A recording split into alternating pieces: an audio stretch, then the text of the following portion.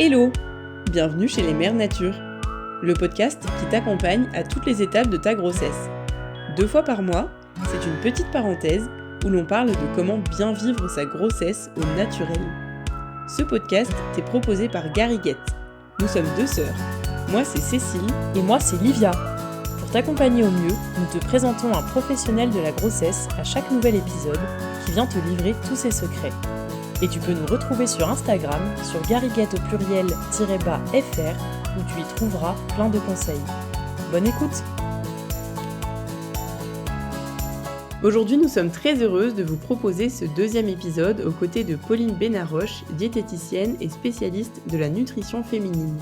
Elle accompagne et soutient les femmes au quotidien et nous fait le plaisir de parler aujourd'hui avec nous d'alimentation pendant la grossesse. Un vaste sujet que nous allons vous aider à démystifier. Bonjour Pauline. Coucou. Bonjour Pauline. Alors on te retrouve à nouveau dans cet épisode dédié à l'alimentation pendant la grossesse. On a déjà parlé ensemble dans un précédent épisode de conseils sur la nutrition en général et aujourd'hui on a plein de questions pour aller plus loin sur la nutrition pendant la grossesse. Donc on voulait savoir, est-ce qu'on peut ajuster notre alimentation en fonction de certains symptômes spécifiques comme les nausées, les fringales qu'on rencontre pendant la grossesse ? Oui, bien sûr, et je pense que c'est d'ailleurs par l'alimentation que ça se gère en premier. Les nausées, alors c'est très hormonal et parfois, même avec l'alimentation, même avec tous les médicaments du monde, on n'arrive pas à s'en défaire.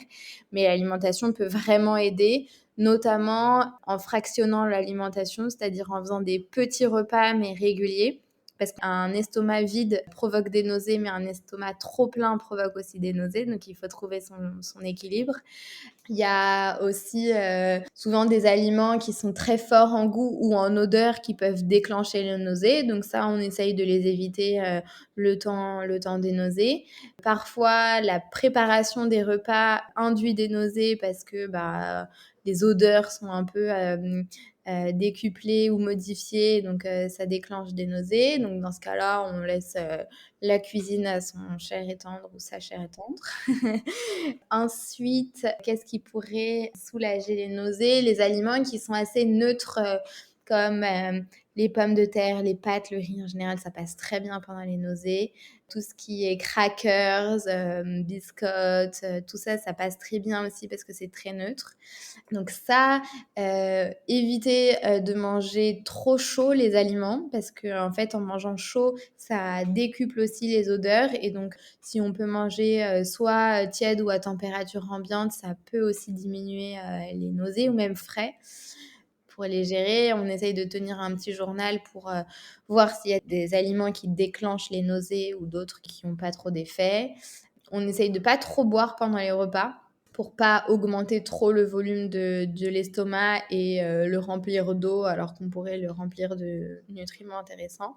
Et parfois, quand les nausées arrivent dès qu'on met le pied par terre en se réveillant, ne pas hésiter à s'asseoir avant de se lever complètement, de boire un petit verre d'eau, de manger une banane qu'on se serait posé la veille sur notre table de chevet, ou des petites amandes ou des petits crackers, c'est d'avoir des petits trucs à côté de soi avant de se lever. Après, il y a le gingembre qui aide pas mal dans tout ce qui est infusion notamment. Donc ça, c'est vous qui nous aiderez à tout ça. Donc le gingembre, ça marche très bien. La menthe aussi, ça peut bien marcher. Et le citron aussi, ça marche très bien. L'huile essentielle de citron, elle est très safe en début de grossesse à sentir quand on met sur ses poignets par exemple ou directement dans le petit flacon. Ça marche très bien. Ok, super, ça fait déjà plusieurs solutions à essayer. Et pour les remontées acides, qu'est-ce qu'on peut faire ? Pareil, fractionner l'alimentation, ça aide beaucoup parce que ça évite de trop remplir l'estomac et de faire un peu déborder l'estomac dans l'œsophage. Parce qu'en fait, les hormones de la grossesse font que tous les sphincters, notamment entre l'estomac et l'œsophage, ils fonctionnent pas correctement et ils sont un peu flagada. Ils font pas trop leur travail de fermer correctement le passage entre l'œsophage et l'estomac. Et donc, tout ce qui est dans l'estomac peut remonter dans l'œsophage et provoquer des brûlures d'estomac. Et donc, on essaye de fractionner son alimentation pour ne pas avoir trop dans l'estomac qui peut remonter dans l'œsophage.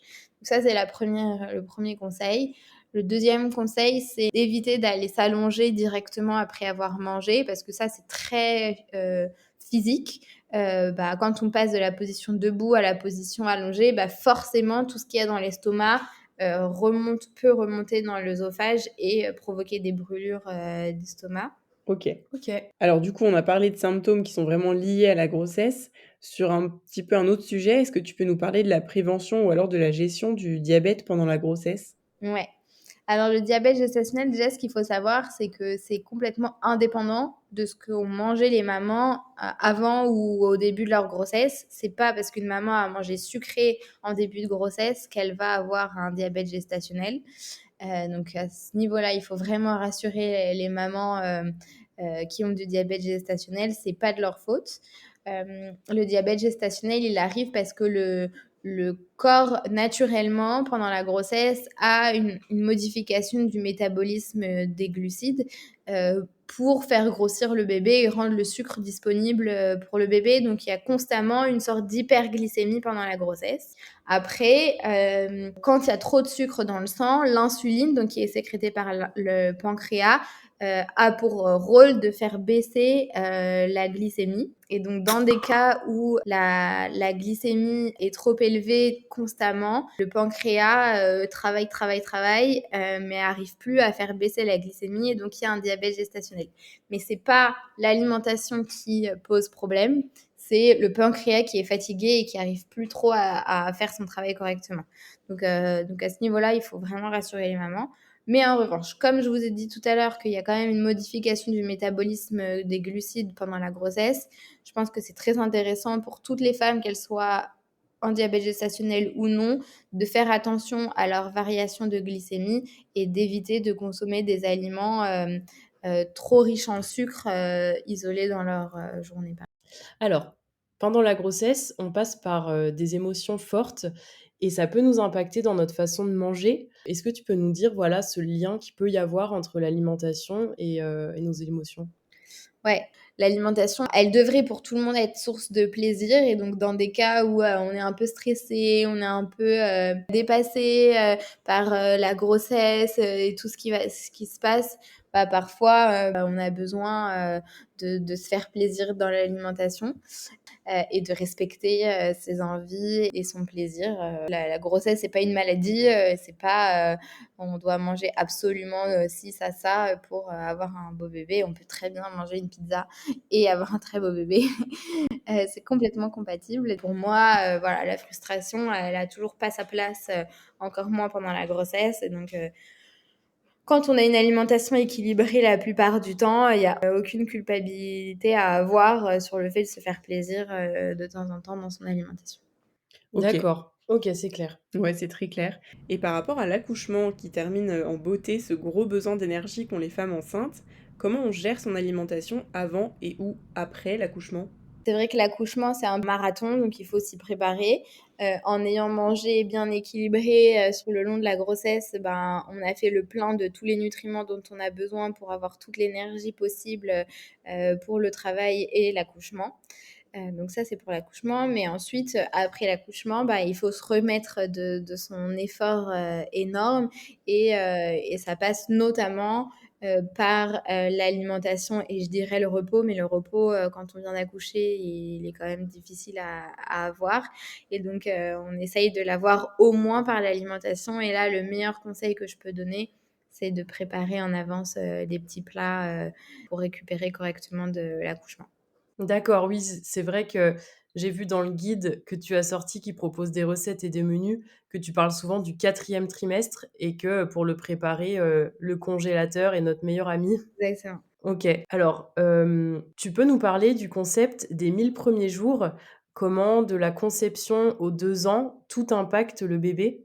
C'est hyper important ce sujet des 1000 premiers jours, qui va alors normalement ça va de la fin de la grossesse aux 2 premières années, du bébé, mais moi j'aime le décaler à la préconception jusqu'aux 2 ans du bébé parce que les études montrent maintenant que, tout l'environnement, des futurs parents, que ce soit de la maman et du papa, donc l'environnement, c'est le mode de vie, l'activité physique, l'alimentation, l'exposition aux toxiques, perturbateurs endocriniens, le stress et tous ces ces phénomènes-là impactent énormément la santé à venir du futur bébé parce que ça modifie l'expression de nos gènes. Alors, ça change pas nos gènes, hein. C'est pas parce que on mange correctement qu'on va avoir un bébé avec des yeux bleus si on a tous les deux les yeux marrons et qu'il n'y a aucune chance qu'on ait des yeux bleus.